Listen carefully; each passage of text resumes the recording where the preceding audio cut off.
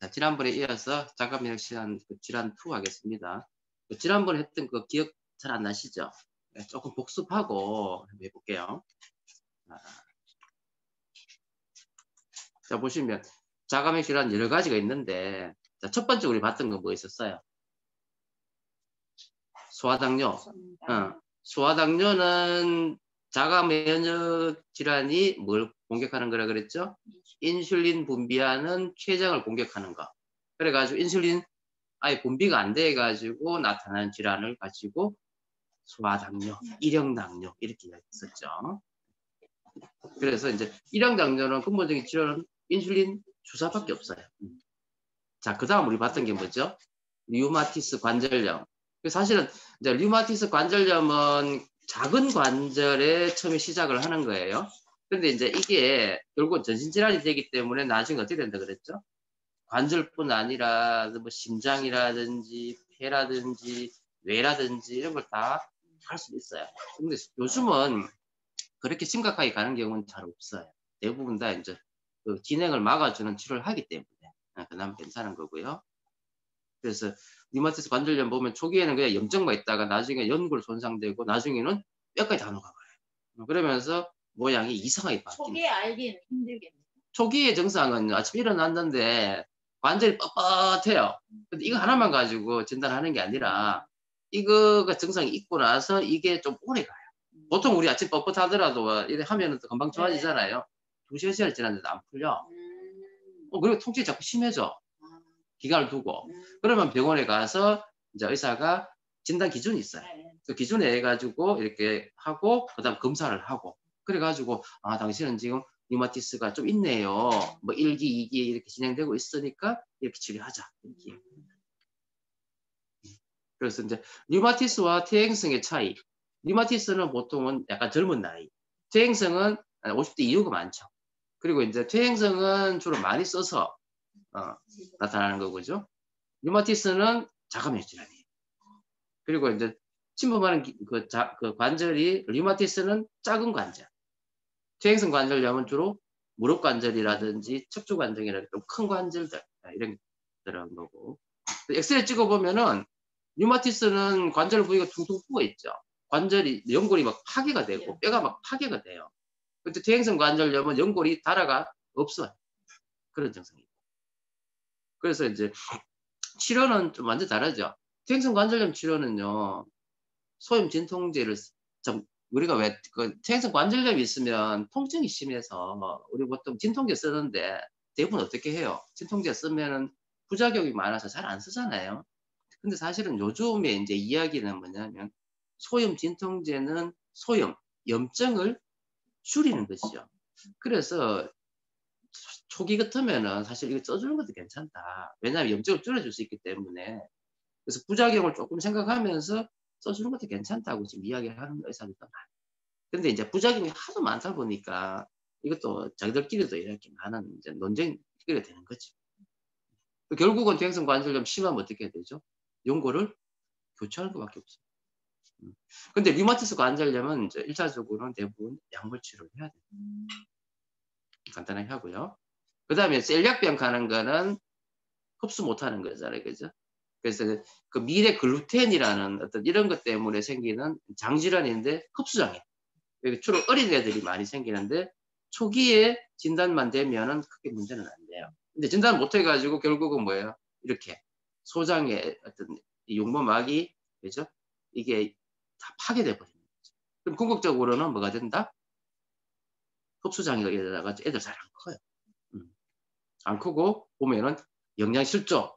그 다음에는 칼슘 흡수 못하니까 뼈가 약해지죠 애들이. 그 다음에 소장 세포의 변화가 오니까 암이 생깁니다. 자, 이건 뭐죠? 내체도 병이죠. 그러니까 단순하게 구내염이 궤양이 한 개 생기는 정도는 괜찮아요. 근데 이게 자꾸 재발하는 거예요. 근데 이상하게 입안에도 생기다가 나중에 어디 생겨요? 눈에도 생기고. 그 다음에 이제 외음부에도 생기고. 그 다음에 피부에도 생기고. 이게 일종의 뭐냐면 그 혈관염이 작은 모세 혈관염이 있거든요.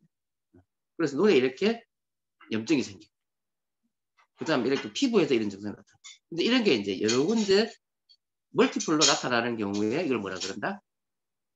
에체트병. 이렇게. 에체트병. 그다음 이거 뭐죠? 건선. 예. 딱 봐도 또 뭐 같아요? 비늘. 그렇죠? 예. 건선도 자가면역 질환이란 말이죠. 그래서 자가면역 세포가 이걸 공격하다 보니까 각질, 과각질 상태. 엄청나게 가려워요. 이거. 사람 이게 보통 우리 아토피 있죠? 아토피보다도 증상이 더 심해요. 건선이요? 아토피는 보통은 어때요? 좀 건조한 게 아니라 조금은 보통 습하잖아요. 일반은 아토피가 더 심각한. 사람마다 다 다르죠. 다른데 건선이 생각보다 심각해요. 엄청 심한 사람 엄청 심해. 그 다음에 백반증은 T세포가 멜라닌 세포를 공격해가지고 이렇게 돼버리는 거예요.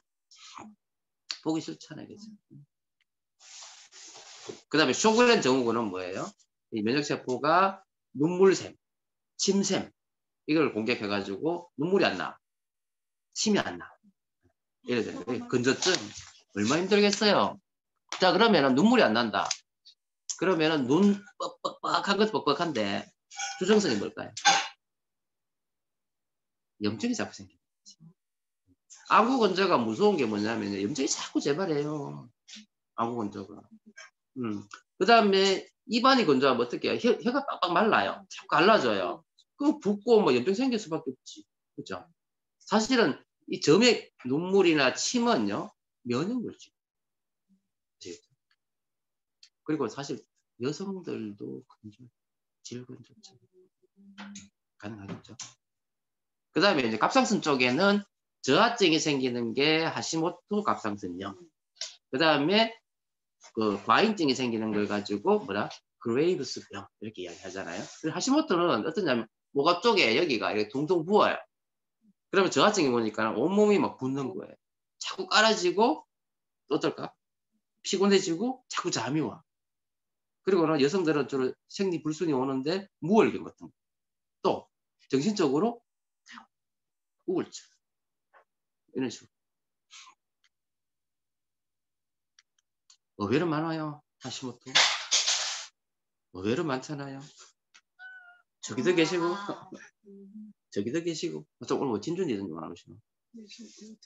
자, 그 다음에 이제 그레이브스병. 그레이브스병은 갑상선 항진증이에요. 항진증. 그래서 특징적으로 이거는 갑상선 항진증이 있으면서 눈이 튀어나와요. 엑소프탈무스 그래요. 눈이 툭 튀어나와요. 그 다음에 온몸에 부종이 생기면서 항진증이 있으니까 어때요? 에너지가 넘치는 거예요. 심장이 막 계속 뛰고 있고 땀이 뻘뻘 나고요. 체중 막 빠지고 엄청 힘들어요. 저하증만큼 힘든 게 항진증이에요. 그레이브스병. 그죠? 여기 보면은 정신이 어떨까요? 잠도 잘 안 오겠죠? 막 피곤하죠? 그러니까 내가 지금 100m 달리기 하고 있는 상태라고 보시면 돼요. 그 다음에 식욕 항진 오면서 설사도 오고 막 그럴 거예요. 자꾸 배가 고픈 거지. 여성들은 생리가 불순이 오는데 자꾸 나타나요. 예. 비정상적이죠. 손이 막 떨리고 이런 증상. 이게 이제 갑상선 기능 항진증 때문에 나타나요. 그 다음에 루푸스. 정말 무서운 병이에요. 자가면역 질환 중에서 정말로 무섭고 힘든 병이 루푸스인데 루푸스는 겉으로 드러나는 거는요 피부, 얼굴이 이렇게 빨갛게 나타나는 증상인데 나중엔 이게요 우리 몸에 있는 어떤 콜라겐 조직이 있는 부분에 모든 부분에 염증이 다 생겨요. 그래서 이게 아까 뭐 류마티스처럼요 특히 이 루푸스는 치료가 잘 안 돼요. 그래가지고 심장도 가고 뇌도 가고 온 몸을 다 돌아다니다. 어마어마한 통증 장난 아니에요. 무서운 병이에요. 그래서 루푸스 결국은 온몸이 염증이죠. 그래서 이걸 이름을 전신성 이름이 그랬어요. SL이라 그러거든요. 시스테믹 루푸스 에리소마토시스라고 해가지고 전신성 홍반성 낭창. 말도 어렵죠. 그 정도로 무서운 질환이다. 그래서 온 몸을 다 환장하기 때문에 보시면 머리에서 발끝까지 다 있습니다. 많이 힘들죠. 자, 그 다음에 이제 크론즈병. 크론즈병은 주로 어디냐면은 막 뭉게뭉게한 거 있죠? 저게 크론즈병이에요. 그러니까 저건 어떠냐면 주로 소장이 많이 생기는데 대장도 가요. 근데 특징적으로 장이 천국이 잘 돼요. 이해되시죠? 근데 이제 궤양성 내장염은 마지막 거 보면 어때요? 고름 나듯이 막 점막이 어때요? 그쵸? 보이시죠? 좀 다르죠? 그래서 이건 천국은 잘 안 되는데 막 피똥 싸고 막 그래요. 그래서 장에 생기는 대표적인 자가면역 질환이 크론즈병하고 또 뭐라고요? 이런 궤양성 대장염 이런 거. 그 다음에 다발성 경화증은 제가 지난번에 우리 리더님 계셔가 내가 자세히 설명 안 했는데 사실 이건 엄청 무서운 병이에요. 아, 김주 씨 그런데 사실은 이제 이게 뇌신경하고 척수신경을 이게 해가지고 신경을 마비시키는 거거든요. 신경이 이제 이게 손상이 되는 거예요. 그러면 뇌신경 중에서 대표적인 게 시신경이잖아요. 그 시신경이 이제 마비가 오니까 처음에 이제 눈이 안 보여요. 근데 이제 특징적으로 다발성 경화증도 이제 진행이 여러 가지 모양이 있어요. 그래서 어떤 사람은 조금 진행됐다가 또 호전이 되고 또 딴 데또 이래 돼요. 이런 경우도 있고. 진주 씨가 약간. 그래서 이제 큰 어떤 그 장애는 없는데 여러 군데를 많이 관여하는 그런 경우도 있고 또 어떤 다발성 경화증은 진행이 되면 마비가 오는 경우 있으면 장애로 오겠죠. 그래서 보면 시신경 마비가 오면은 눈이 안 보일 수도 있겠고 또 감각신경 마비가 오면은요 감각 장애가 오는 거예요. 그죠? 그다음 운동 장애가 오면 다리를 못 끌고 장애가. 그다음에 인지기능 장애도 올 수 있어요. 그래서 우울증이 올 수도 있고 기억력 저하가 올 수도 있고. 그래서 어느 부위에 있는 뇌신경을 좌우하느냐에 따라서 이런 장애가 오는 게 이제 이 다발성 경화증 증상. 그래서 이제 엑셀 찍어보면 이제 이렇게 나와요. 보여요. 그래서 리듬 같은 경우에는 본인 사진을 보고 판단할 수 있다. 저도 아직 뭐다 보진 않았지만. 자, 그 다음에 이제 척추. 척추가 다 대나무처럼 들어붙어 버립니다. 이걸 가지고 뭐라 그러냐면 강직성 척추염. 이것도 자가면역 질환. 통증 어마어마하겠죠? 척추는 이렇게 움직여야 되잖아요. 그죠? 근데 이게 안 돼. 자, 오늘 본격적으로 이제 뭐라 그러냐면은 치료를 할 건데. 자, 병원 가요. 이거 아까 얘기했지만 자가 면역 질환이니까 면역 기능의 밸런스가 깨진 거죠. 쉽게 말해서 내 몸에 있는 면역이 내 몸을 공격하는 거잖아요. 그러면 병원 가면 뭐냐면 이렇게 얘기해요. 이거는 치료 바로 안 됩니다. 그래서 평생 몸 관리해야 됩니다.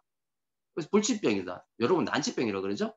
그래서 난치병이지만 증상을 완화시키기 위해서 약물 치료를 해야 됩니다. 이렇게 해요. 그래서 즉각적인 효과는 있을 수 있어요. 그렇지만은 계속 어떻게 될까요? 재발하겠죠.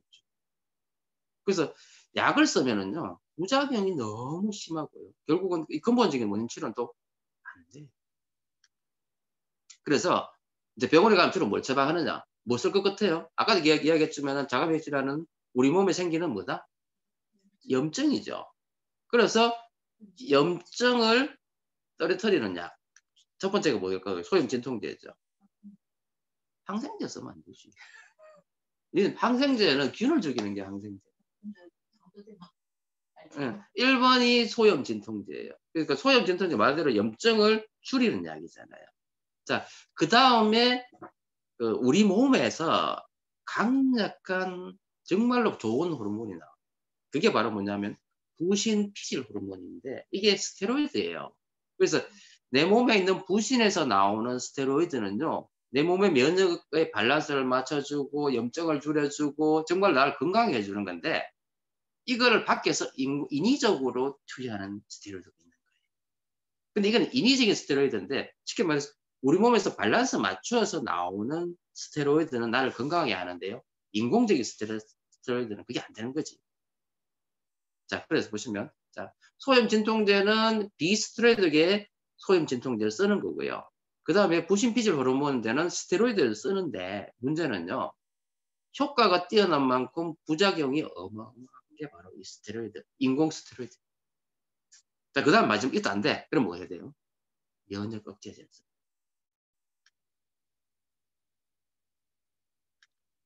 자, 리바운드. 이게 뭐냐면요. 이제 스테로이드 쓰면은요, 염증이 확 줄어들어요. 그러면 우리 몸이 거기에 다 맞아져 있어요. 그런데 이게 없어져. 안 써. 그럼 증상이 더 악화돼. 바로 더 심해져 버려요. 그래서 우리가 스테로이드 쓸 때는 어떻게 해야 되냐면 작은 약을 올릴 때도 천천히 올려요. 소량부터 해가 이렇게 올리고요. 만약에 필요한 양이 만약 이만큼 많다면 한 몫이 있으면 안 돼. 올릴 때도 이렇게 올려줘야 되고요. 그 다음에 줄일 때도 천천히 테이퍼링 해요. 한 번에 줄여버리잖아요. 그러면 부작용이 바로 증상이 더 심해져요. 그게 바로 스테로이드 부작용입니다. 그러니까 우리 왜 그 퇴행성 관절염 환자들이 있을 때 스테로이드 주사를 하거나 하면은요. 어제까지 못 움직이던 사람이 갑자기 뭐 아무렇지도 않게 움직이거든요. 통증이 하나도 없어요. 그런데 문제는 뭐냐, 이 약효 떨어지자마자 원래보다 더 심해져요. 근데 스테로이드 쓰면은요, 부작용, 어마어마한 부작용이 생겨요. 보세요. 자, 소염 진통제는 가장 큰 부작용이 뭐예요? 위장장애, 위염, 위궤양이에요. 위가 빵꾸 나요. 그 다음에 간독성 신장 독성이 있어요. 이해되셔요? 이게 첫 번째. 두 번째, 부신피질 호르몬의 부작용은 이거예요. 이거 보세요. 첫 번째, 살이 찐다. 스테로이드 많이 먹거나 많이 주사하면은요, 몸이 퉁퉁 부어요. 그걸 뭐라 그러냐면, 쿠싱 증후군이에요. 쿠싱. 들어본 적 있어요? 쿠싱 증후군 특징이 뭐냐면, 스테로이드를 인공적으로 썼어. 그러면 몸이 퉁퉁 부어요. 우리 몸에도 부신의 스테로이드 분비가 많이 생기는 병이 있어. 그걸 가지고 쿠싱 증후군이에요. 근데 약 때문에 쿠싱 증후군이 생기는 경우도 있거든요. 좀 어려워요. 어려우면 다들 반응을 안 해요. 그래서 체중이 증가해요. 그 다음에 혈압이 높아져요. 당뇨가 생겨요. 그래서 위궤양이 생기고요. 감염이, 면역이 떨어지니까 감염이, 그 다음에 뼈가 약해지고, 백내장이 생기고. 무섭지 않나요? 그러니까 예를 들어서 우리 왜 사람들 너무 힘드니까 스테로이드 만병통치약처럼 쓰는 사람 있어요. 쓰고 나면 다 이 모양이 돼요. 얼굴 퉁퉁하고 문페이스라 그래가지고요. 체중 막 증가하면서 얼굴이 막 커지는 이러면서 피부에 모세혈관이 이렇게 보이고 피부가 막 얇아지고 하는 본 적 있죠. 그게 바로 약에 의한 쿠싱 증후군이에요. 정말 조심해야 돼요. 근데 왜 저기 명의들 있죠. 명의라고 소문나는 그 한약방이나 약국 있죠. 전부 다 이거 썼어요. 이거. 아시겠어요? 퇴행성 관절염. 응? 그러니까요. 한약에다가 소문나는 요걸 살짝 넣는 거예요. 스테로이드를. 그러면 약발 잘 듣거든. 그럼 소문 나는 거야. 저만 가면 약만 쓰면은 정말 잘 듣는다. 응. 근데 책임져요? 책임 안 지지. 그게 바로 이 부신피질 호르몬이에요. 스테로이드. 그러니까 이제 예전에 이런 데 개념도 없고 돈을 많이 벌고 싶고 하니까는 의사들이, 한의사들이나 약사들이 그런 짓을 했어요. 개념 없을 때. 근데 요즘 이제 이 스테로이드의 부작용이 많은 걸 알고 요즘은 이제 의사들이 정말 안 쓰지. 그래서 퇴행성 관절염 치료하려고 잠깐 썼거든요. 근데 쓰고 나면 환자가 바로 디펜던시가 생겨요. 너무 잘 들으니까. 자꾸 달라는 거예요. 근데 주면 어떻게 돼요? 관절 다 파괴돼 버리는데. 골다공증 뼈가 약해지는데. 그죠? 부작용이 많아진단 말이에요. 그 다음에 이제 이것도 안 돼. 그럼 뭐 해야 돼요? 면역 억제제 사용. 자, 결국은 면역 억제제 사용하면 뭐 해야 될까요? 박테리아 바이러스 감염에 취약해지겠죠? 암도 발생할 수 있다. 사실은 암을 치료하기 위해서 또 면역 억제제를 써. 이게 이제 말이 안 되는 거지. 결국은 그런 거예요. 자, 그래서 이제 사실 우리가 건강해져야 되잖아요. 그죠? 건강이라는 거는 신체적, 정신적, 사회적, 마지막으로는 영적으로 다 건강해야 건강인 거지. 맞죠? 자, 그래서 그럼 이 자가면역 질환의 치료의 핵심은 뭘까요? 결국은 자가면역 질환은 우리 몸에 지금 염증이 너무 과한 거예요. 면역 밸런스가 깨져버린 거죠. 그래서 염증을 어쨌든 뭐예요? 유발하는 거를 없애고 염증을 줄여주는 걸로 하면 되겠죠. 자, 그래서 염증 유발화 식생활 습관 제가 계속 이야기하는 거예요. 먹거리지, 먹거리. 쉽게 말해서 염증을 유발하는 것 중에서 탄수화물, 지방, 단백질이 있어요. 자, 그럼 탄수화물 중에서 어떤 탄수화물이 염증을 유발할까요? 이당류죠. 설탕. 그러니까 설탕은 정말로 나쁜 거예요. 네. 자, 그 다음에 지방은 어떤 지방? 포화지방. 그죠? 그 다음에 단백질 같은 경우는 동물성. 그래서 여기 보면 당분, 가공식품, 동물성 식품, 뭐 술, 이런 건 전부 다 염증을 유발하는 거. 저녁에도 맥주 한 캔 마셨나? 염증 유발하려고. 많이 드셔야 돼. 많이 먹었어요. 500cc 한 캔 마셨어요. 그래서 내 몸에 만약에 염증 소견이 있다. 쉽게 말해가지고요. 내가 염증이 심하다. 내가 지금 자음이 실은 없는 것 같아. 염증이 심한 것 같아. 어떤 걸 말씀인지 아세요? 지나가다가 풀에다 스쳤어. 스쳤는데 피부가 이렇게 올라오는 사람 있죠? 이 사람은 알러지 체질. 염증이 많다. 이런 사람은 관리 안 하면은 자가 면역 질환이 나타날 확률이 높다. 더 조심하세요.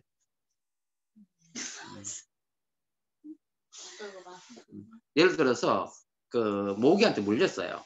딴 사람들은 금방 없어지는데 어떤 사람은 모기 증상이 막 심한 사람이 있죠. 이런 사람. 이런 사람들은 앞으로 이런 알러지라든지 자가 면역 질환이 생길 확률이 높다. 몸이 염증 상태가 높다. 염증 지수가 높다. 아시겠죠? 그 왜 그래 생긴단 말이에요. 금방 이야기했잖아요. 탄수화물 중에서도 이당류를 많이 먹고, 지방 중에서도 포화지방 많이 먹고, 단백질 중에서도 동물성 단백질 많이 먹고, 가공식품 많이 먹고. 과자 많이 먹으면 안 좋대, 얘야. 자, 그 다음에 이제 이 염증을 떨어뜨리는 어떤 거를 해줘야 되죠. 그러면 그게 바로 뭐냐면 바로 항산화제예요. 그 다음에 이제 오메가3잖아요. 그래서 불포화 지방 오메가3. 그럼 항산화제는 바로 뭐예요? 비타민, 미네랄, 식물 농축. 그래서 비타민 중에서도 항산화 비타민은 A, C, E, ACE. 그 다음에 미네랄은 아연, 망간, 셀레늄, 몰리브덴 뭐 이런 종류. 이런 게 전부 다 염증을 떨어뜨리는 어떤 그런 미네랄들이에요. 그 다음 식물 농축물 이런 거. 그 다음 오메가3. 그 다음에 이제 몸에 염증이 생겼잖아요. 독소가 생겼어. 그럼 이걸 제거해 주는 게 바로 뭐예요? 바로 식이섬유는 좀 그건 안 좋겠네, 그죠? 그래서 식이섬유 같은 거는 염증을 빼내는 거겠죠. 그 다음에 결국 뭐예요? 염증을 없애주려면 혈액순환이 잘 돼야 되겠죠. 그래서 혈액순환이 잘 되는 어떤 그런 것도 중요하고. 그 다음에 잠을 푹 자주는 것도 중요하고. 그래서 하여튼 치료의 핵심은 바로 뭐다? 염증을 줄여주는 것이 치료의 핵심이다. 이렇게 이해하죠. 자, 그러면은 자가면질환이 왜 생기냐? 요거는요. CDC라고 해서 미 질병통제센터에서 2013년도에 이렇게 적어 놨는 건데요. 정확한 인과관계는 저도 잘 모르겠어요. 근데 한번 볼게요. 자, 보세요. 첫 번째. 모유 수유를 안 하면은요. 알러지 잘 생겨요. 왜 그러냐면요.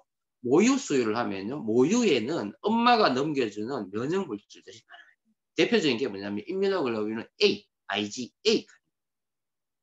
그래서 모유에 들어있는 임뮤노글로빈은 항체예요. 항체도 뭐 IgG, 뭐 IgM 뭐 이런 게 있는데 특히 IgA 하는 게 모유에 많아요. 그래서 모유 수유를 하면은요, 애가 태어나가지고 감기상. 근데 지난번에 왜 또 그 이야기 좀 모유 장수 이야기도 이야기했잖아요. 그래서 엄마 관리 안 되면 모유도 안 좋습니다. 근데 결국은 이제 평상시에 내 몸 관리 잘하는 게 중요하고요. 그 다음에 이왕이면은 모유를 먹이는 게 더 중요하다. 그나마 모유는요, 그런 엄마가 넘겨주는 면역 물질들이 많겠죠. 자, 그 다음에 제왕절개. 안 좋아요. 사실은 이제 애가 산도를 통과하는 그 과정 속에서 애한테 뭐가 생겨요? 저항력이 생겨요. 그 다음에 이제 여러 가지 제초제라든지 외부 독소들. 그죠? 그 다음에 너무 깨끗하게 하는 거. 이거 안 좋은 거예요. 너무 깨끗하게 하려고 뭐 약을 많이 쓰는 거. 이것도 안 좋은 거예요. 그러니까 사람한테 뭐 스트레스를 줘서 그걸 저항할 수 있도록 힘을 길러주는 것도 중요하다. 그런 개념이죠. 자, 그 다음에 여러 가지 먹거리들, 특히 트랜스 지방이라든지 식물 첨가물 같은 거, 이런 건 전부 다 안 좋은 거죠. 사실 이런 거는 인공적인 거기 때문에 사람 몸에 들어오면은 이걸 없앨 수가 없다 말이에요. 이해되시죠? 그 다음에 여기 화학물질들, POP. 지난번에 이야기했잖아요. 그죠? 그 다음에 대기 오염에 의한 여러 가지 환경 독소들. 그 다음에 장누수 증후군들. 이런 것 때문에 자가 면역 질환들이 많이 늘어나고 있다. 이렇게.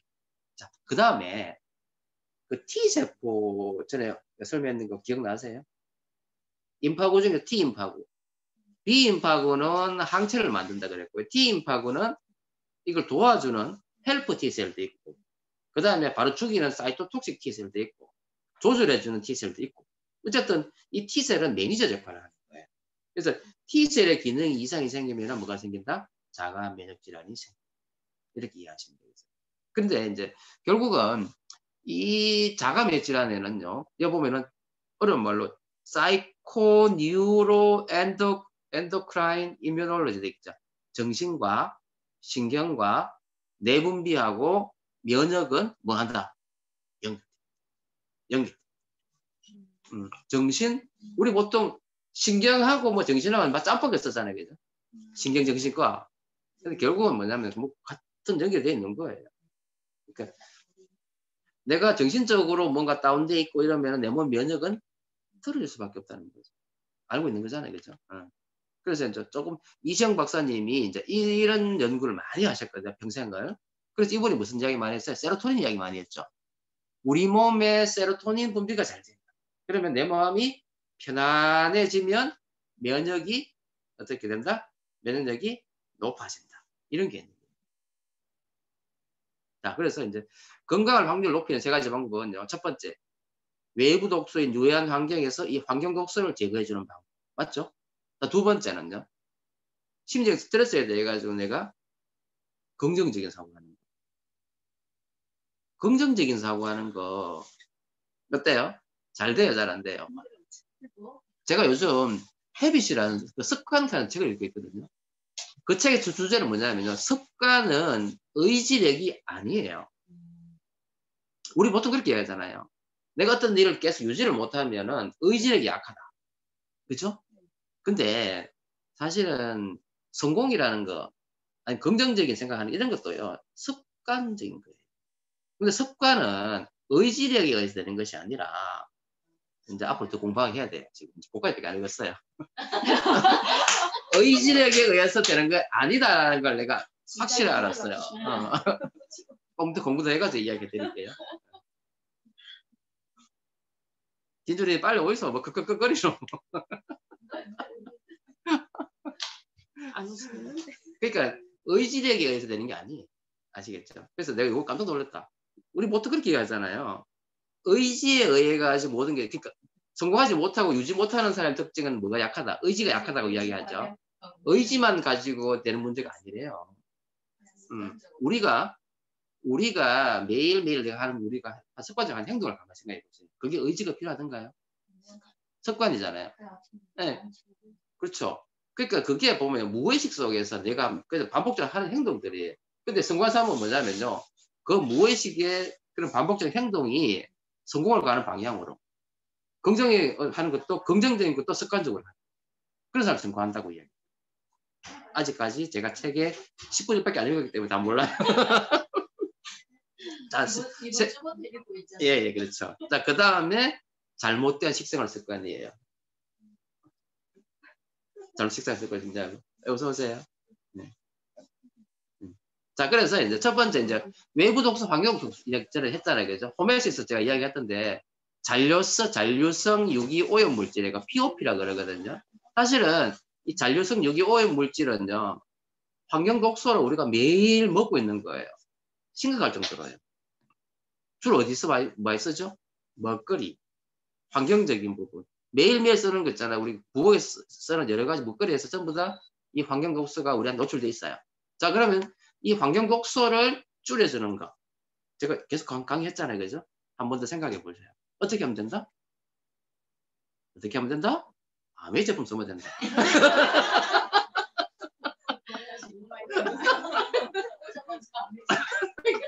깜짝 놀라시겠다. 왜냐하면 제가 이 강의를 지금 거의 한 4, 5주 계속 하고 있거든요. 네, 그래서 처음 오시면 깜짝 놀라주셨다.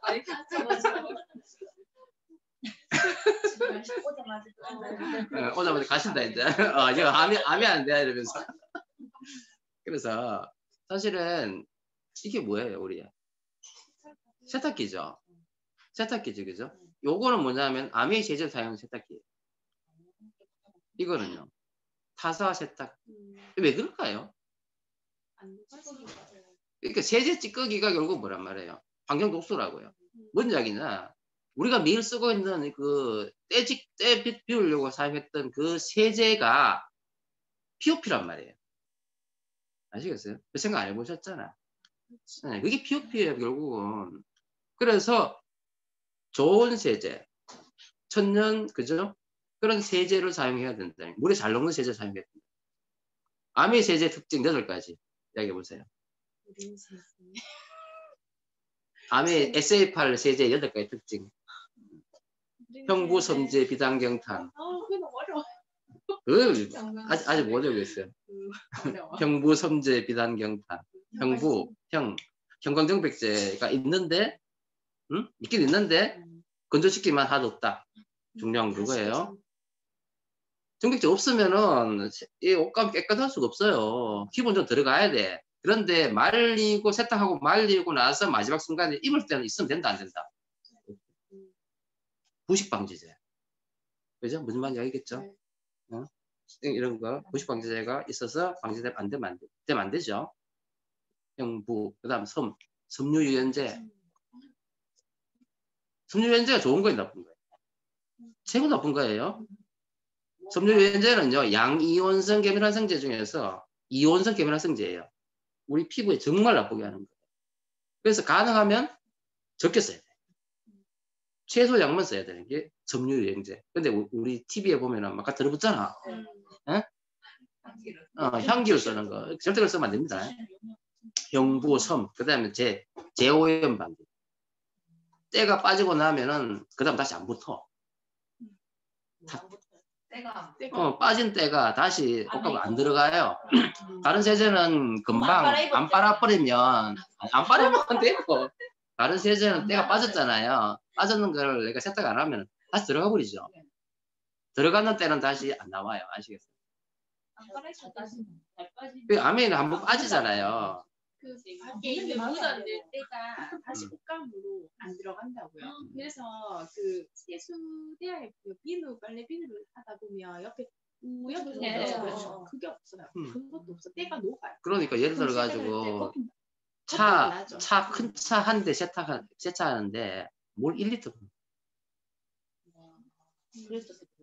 물이 필요 없다니까. 시커먼 거 가지고 닦고, 그러니까 또 닦고, 그러면 차에 안 묻어요. 그 때문에 제오염 방지제가 있기 때문에. 그 집에서 저도 했는데 바닥에 닦잖아요. 그럼 걸레가 새까매지잖아요. 그러면 그 에로신 넣는 그 물에다가 빨아요. 그러면 물은 시커매지는데 그건 하얘져. 그러면 그걸 다시 한번 물에, 그러니까 방이니까 더러운 걸 할 수는 없으니까 깨끗한 물에 한번 씻으면 아무튼 계속 걸레가 하얘져.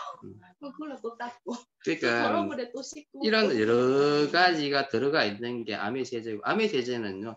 보통 타사 세제 옷감 자꾸 세탁하면 어떻게 되죠? 옷감이 상하죠. 왜 상하는지 아세요? 물리적으로 때를 벗겨내. 찢어내는 거예요. 때를 이렇게 뜯어내는 거거든요. 그런데 이제 아메 세제는 효소예요. 녹여요. 때만 딱 녹여요. 그래서 옷감 손상이 없는 거예요. 그래서 아메 세제에 들어가는 효소가 어떤 게 있냐면은 탄수화물 분해제. 탄수화물 분해하는 효소가 들어있어요. 천연. 지방 분해제. 그 다음에 마지막으로 단백질 분해제. 그게 다 들어있어요. 그래서 그래가지고 뭐겠죠? 형부, 섬재, 비단, 경탄. 갑자기 세제 이야기하고 있다 내가 지금. 그러니까 그런 세제가 돼 있기 때문에 아메 세탁조가 이렇게 깨끗하단 말이에요. 1년 썼는데도 전혀 없단 말이에요. 타사건 이렇다면 이게 전부 다 뭐예요? 세제 찌꺼기예요. 때가 아니고 세제 찌꺼기. 때하고 세제하고 막 짬뽕이 되어 있는 거죠. 이게 전부 다 우리의 인간의 어디로 피부를 통해서 들어오겠죠. 이게 뭐예요? 전부 다 POP가 독소가 됩니다. 무섭지 않습니까? 자, 그 다음에 이제 오늘도 열심히 지금 숨 쉬고 계시죠? 숨 마시면 죽잖아요. 여러분 씨는 그 숨 속에 뭐가 있다고요? 미세먼지, 초미세먼지가 엄청나게 많은 거예요. 그리고 지금 바이러스도 지금 막 왔다 갔다 해요. 그런데 바이러스의 크기가 얼마냐면요. 0.01 마이크론. 근데 0.01 정도의 마이크론을 잡아줄 수 있는 공기청정기는 이 지구상에서는 앰모스피어밖에 없어요. 암웨이밖에 없어요. 암웨이. 그렇죠? 저거는요 0.009예요. 근데 지금 새로 나온 거는요 0.0024예요. 그래서 바이러스를 잡아줄 수 있습니다. 코로나 말 안 했습니다. 네. 말하면 안 됩니다.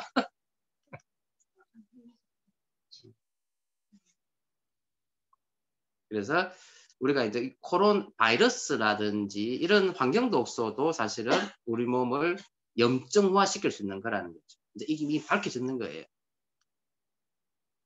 자, 그 다음에 이제 긍정적인 이야기 좀 해볼게요. 우리가 의지적으로 막 긍정 한다고 긍정이 돼요? 안 돼요? 안 되죠. 그래서 사실 이런 게 있어요. 우리 감정이라는 게 여러분 마음대로 조절되던가요? 어느 정도까지 돼요. 어느 정도까지. 네, 그러니까 중요한 건 뭐냐면요. 어느 정도까지 조절될 수 있도록 나를 만드시면 돼요. 그게 습관이에요. 제가 요즘 내 책을 읽고 있는데 습관하는 게 습관은 의지력에 의해 되는 것이 아니라 무의식과 어떤 반응에 의해 된다는 게 아마 앞으로 이 사람이 내릴 결론인 것 같아요. 이야기하는 거 보니까. 근데 결국은 뭐냐면 보세요. 내 몸에 명의를 끼우는 방법. 1번 휴식 긍정적인 사고예요. 그래서 충분한 양의 수면의 양과 질을 확보해라. 근데 현대인들이 왜 부정적이 되느냐면 잠을 못 자서. 여러분 잠을 푹 자세요. 그게 잘못됐다 이 말이지. 그렇다 해가지고 10시간 이상 푹 자란 말이 아니고 하루에 8시간 정도를요. 나를 위해서 투자하시라는 거죠. 방금 우리 은결 리더님이 본인을 위해 가지고 지금 2박 3일 서울에 가신다고 이야기하시길래 내가 가시라 그랬거든요. 왜냐면 이게 쉬운 일이 아니에요. 나를 위해 가지고 호텔에서 2박 3일 동안 나를 위해 투자하는 게 쉬워요? 어렵잖아요. 근데 중요한 건 이제 우리가 살면서 이런 식으로 나한테 투자를 해야 돼. 나한테 건강하게끔 할 수 있는 투자는 중요해요. 수면도 마찬가지예요. 수면도 내가 의지적으로 내가 이 시간을 자겠다고 우리가 중학교, 고등학교 때는 바쁘니까. 물론 지금도 바빠요. 그죠? 근데 지금 왜 바빠요? 딴 생각하는 바쁘거든. 부정적인 생각도 바빠요. 그 시간에 자라고. 그러니까 나한테 걱정하지 말고 걱정한다고 해가 그 해결됩니까? 그죠? 그래서 나한테 가장 많이 투자되는 게 뭐예요? 바로 잠이에요. 그래서 푹 잘 수 있는 환경 만들어주는 게 중요하다는 거죠. 수면의 양과 질을 무조건 확보해야 된다. 그 다음에 긍정적인 사고와 마인드 컨트롤을 해라. 그리고 가끔 내가 막 짜증난다고 화가 날 때 있어요. 그리고 어떻게 하면 되느냐면은 맛있는 거 좀 드세요. 몸이 나쁜 거 말고. 나한테 좀 투자해요. 아시겠죠? 드세요. 그렇다고 너무 많이 먹고 살찌지는 말고. 그 다음에 영적 건강이고 면역 기능이 정상화다. 즉 내가 마음이 편안하고 내 몸에 호르몬이에요. 세로토닌이라는 호르몬이 잘 분비가 되면요. 내가 마음이 편안하고 똑같은 상황인데도 나는 긍정적으로 볼 수 있어요. 그래서 명상한다고 이야기하고 뭐 이런 거 있잖아요. 그죠? 이런 거를 뭐 과신하지는 마시되, 그죠? 이거를 어느 정도 실천해 보는 것도 중요하고. 뭐 명상이라든지 요가라든지 뭐 이런 거 있잖아요. 그죠? 운동도 마찬가지고. 그리고 그다음 운동을 하잖아요. 운동은요, 내 몸을 건강하게 해주는 가장 큰 명약 중에 하나예요. 무시하지 마시라. 꾸준히 할 수 있는, 내가 쉽게 실천할 수 있는 거. 그죠? 그런 거를 해가지고 꾸준히 하셔야 돼요. 이제 이 운동하는 습관을 들이셔야 돼요. 근데 아까 이야기했지만 습관이라는 거는 의지적으로 되는 건 아니라고 해요. 내가 좋아해야 돼. 내가 그걸 좋아해야지만 습관이 돼요. 자, 그 다음에 마지막에 이제 영양이에요. 그래서 현대 우리는 어떠냐면은요, 나쁜 영양소는 너무 많이 먹어요. 몸에 좋다고 생각하는 거는 안 먹어요. 왜? 인간의 그 이기적인 식생활 습관이라는 거죠. 오늘도 여러분 뻔히 알면서 몸이 안 나쁘다고 뻔히 알면서 드셨죠? 뭐 드셨어요? 밥밖에 안 드셨어요? 몸이 나쁜 거 안 드셨어요? 아직까지 한동안 먹었지. 아직까지. 그래서 이제 염증 유발 음식을 최소화해야 된다. 그래서 어떤 걸 줄여야 되죠? 정크푸드, 그죠? 인스턴트 패스트푸드, 단 음식, 그 다음에 고소한 음식 이런 거 줄이셔야 돼요. 그래서 이 정크푸드가 전부 다 알러젠이에요. 알러지를 유발하는, 염증을 유발하는 물질들이라는 거죠. 그죠? 그 다음에 대표적으로 설탕은 뭐예요? 장내에 있는 유해균의 먹이가 돼요. 설탕은 장내 유해균의 먹이가 되고요. 탄수화물, 몸에 좋은 탄수화물은 장내 유익균의 먹이가 돼요. 음식에 설탕 안 쓰는 게 좋죠. 뭘로요? 설탕을 대여할 수 있는. 물 넣거나 조수 넣거나. 그게 가능하면 쓰지 마세요. 그래서 하여튼 단어, 그러니까 중요한 거는요. 단 거를 안 써도 만들 수 있어요. 안 달아도 돼요.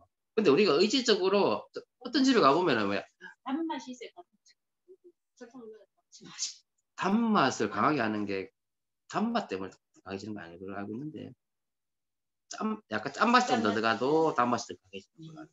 다른 걸로 체인지할 수 있어요. 그리고 안 달게 먹는 게 중요해요. 어릴 때 습관이에요. 이것도 습관. 짠 것도 단 거보다는 나아요. 짠 게 나아. 그러니까 짠 거는요. 가공된 짠 거 말고요. 그러니까 예를 들어서 소금도 우리 정제 소금은 NaCl이에요. 나트륨이에요. 나트륨 덩어리예요. 그걸 몸에 정말 나쁘지. 근데 천일염은요. 나트륨이 들어있는 게 아니라 나트륨 플러스 여러 가지 미네랄들이 다 들어있는 거예요. 천일염은 많이 먹어도 좋아요. 아시겠죠? 두 번째, 좋은 영양소를 충분히 넣자. 그래서 이제 유기농으로 하되 5가지 컬러에 있는 색깔을 넣어야 되는 거죠. 근데 이래 하려니까 돈이 너무 많이 든다. 그죠? 그래서 비타민, 미네랄, 색깔 있는 푸드. 그래서 컬러 푸드죠. 그래서 식물, 농축물이에요. 그래서 자, 한국인들이 이거 보면 이제 식상을 보면은 미네랄이거든요. 많이 먹는 게 뭔지 아세요? 미네랄 중에서 많이 먹는 미네랄 한국인들이 나트륨이에요. 대표적인 게 바로 짠 나트륨이에요. 나트륨 많이 먹으면 뭐 생겨요? 오혈압. 그 다음에 인 어디서 많이 먹는지 아세요? 가공식품. 인을 많이 먹으면 뭐, 어떤 병이 생길까요? 골다공증. 자, 그 다음에 요오드가 많이 먹어요. 갑상선. 갑상선. 옛날에는 요오드가 없어가지고 갑상선 저하증이 생겼거든요. 요즘은 음식이나 이런 데서 요오드가 많아요. 그래서 갑상선 질환들이 많아요. 자, 요오드는요. 천연 요오드가 있고요. 이게 이온화된 요오드가 있어요. 천연 요오드는 갑상선 호르몬을 만들어요. 근데 이온화된 요오드는요. 방사능. 방사선. 그래서 위험한 거. 근데 자연 상태에는 이 두 개 공존하고 있어요. 근데 내 몸 들어오잖아요. 내가 필요한 거는 자연 상태의 요오드인데 이온화된 요오드가 돌아와도 야가 정신을 못 차려. 그것도 써버려요. 그러면 이상한 짓은 일어나겠죠. 갑상선 세포가 파괴돼요. 그래서 하여튼 요오드는 지금 많다는 거 알고 계시면 돼요. 그 다음에 의외로 철분이 많아요. 왜 철분이 많아요? 뭐 때문에 철분이 많아요? 고기. 인간들이 고기 좋아하잖아요. 고기. 근데 여자들은 왜 빈혈이 생겨요? 생리할 때. 그래서 여성분들은 철분제를 드셔야 되고요. 남자들은 철분제 많이 먹을 필요 없어요. 철분제 많이 먹으면은요. 너무 많이 먹으면 이게 간 독성이 생겨요. 그 대신에 어떤 미네랄을 많이 먹어야 되느냐면은 칼슘. 칼슘은 뭐예요? 골다공증의 원인도 되지만 우리 몸에 있는 산알칼리 평형을 유지하는 가장 중요한 게 칼슘. 칼슘은 많이 먹어야 돼요. 하루에 최소한 1000ml 이상 꼭 먹어야 돼요. 그 다음 칼륨. 칼륨 한번 들어봤어요. 칼륨. 칼륨은요.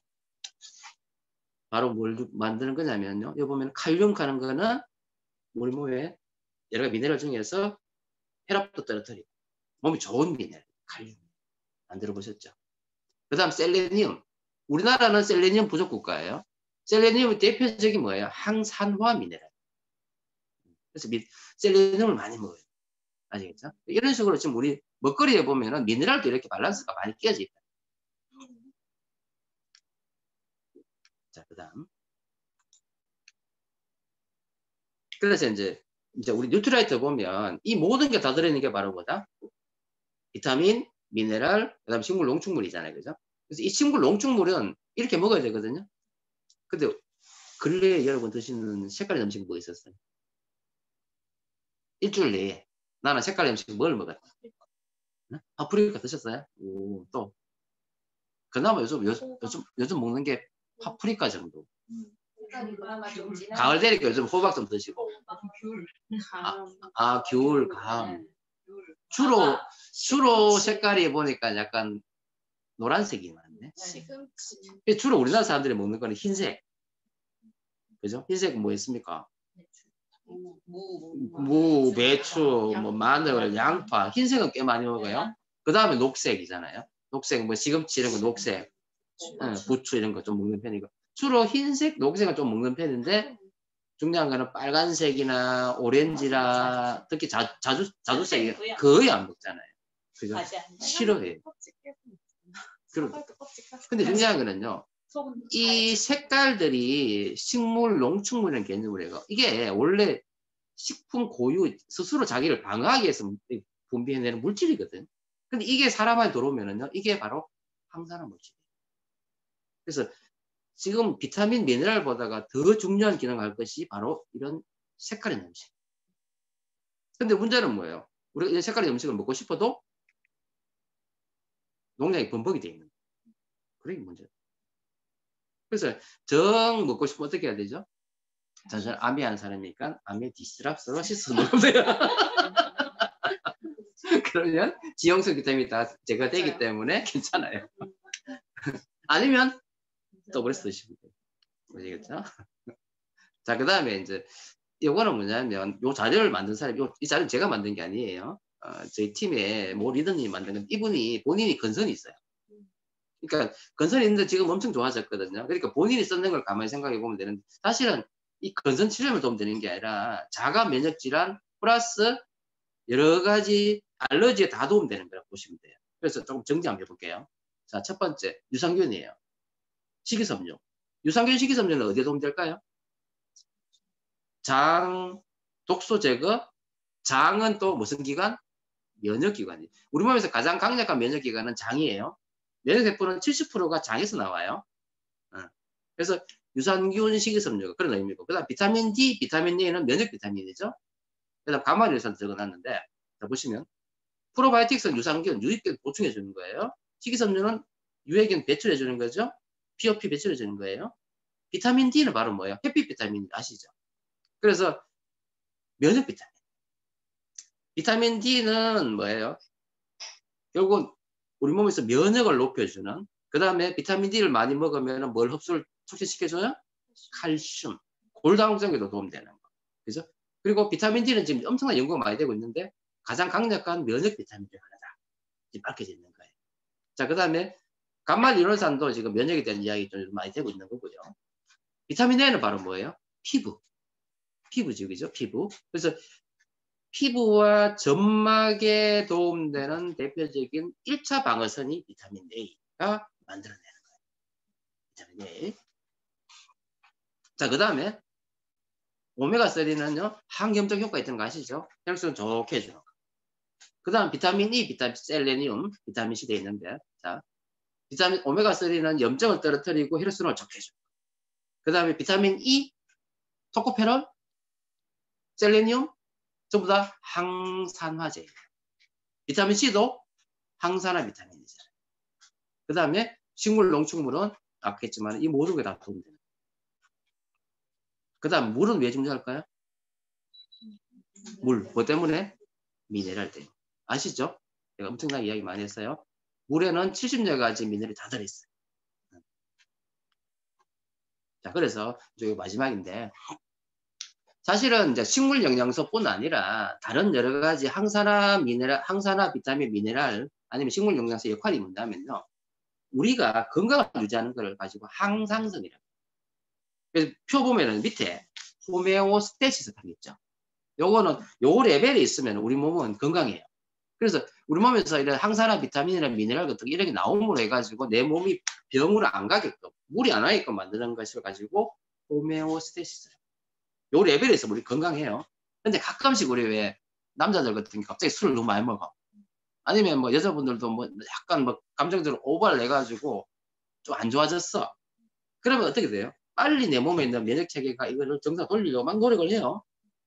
그래가지고 여기 보면 요걸 알로스테시스를 그러거든요. 요까지는 괜찮아. 그러니까 호메오스테시스 레벨 내에서만 내가 놓고 있으면은 나 병 안 생겨요. 근데 알로스테시스 한 번씩 이렇게 오버를 하잖아요. 근데 한 번씩 오버하는 거는요. 내가 빨리 돌리기만 하면 그래서 그대로 올 수 있어요. 그런데 만약에 요 알로스테시스 레벨에서 더 심하게 가버려. 그럼 병이 뭐 생겨요? 병 생겨요. 디지즈. 결국은 뭐냐면 우리가 대부분 상태에서는 그냥 호메오스테시스, 내가 건강 상태를 유지하려고 노력을 하는 거고요. 한 번씩 오버하더라도 빨리 내가 좀 내리려고 노력을 하면 병이 안 생기는 거예요. 지금 우리는요, 이 호메오와 알로 요 사이에서 왔다 갔다 하고 있거든. 그러니까 우리 병이 안 생기는 거예요. 근데 왜 병이 왜 생겨요?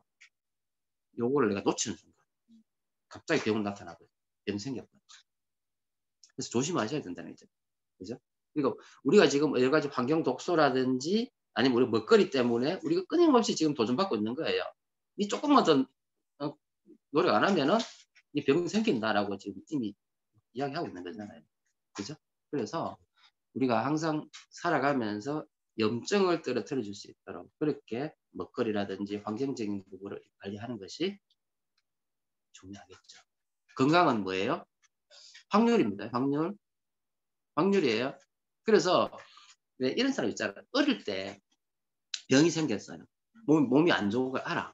근데 이런 사람들이 관리를 잘 하면은 장수한 사람도 있죠. 근데 정말 건강하게 살다가 갑자기 40 딱 넘어가자마자 적사한 사람도 있잖아요. 왜 그럴까? 자기 건강을 너무 자신하다 보니까 관리를 안 하는 거지. 결국은 뭐예요? 건강은요. 그런 개념이 아니라는 거예요. 아무리 건강하더라도 그죠? 몸속에는 지금 여러 가지 지금 호메오스테시스, 알로스테시스 상태에서 딱딱딱 하고 있다는 거예요. 이 조금만 네 몸을 놓아버리면 뭐 생긴다? 병 생긴다고 계속 우리가 신호 주고 있는 거예요. 그죠? 우리 신호 왔을 때 건강을 유지하기 위해서 더 노력을 해야 된다는 거죠. 자, 여기까지입니다.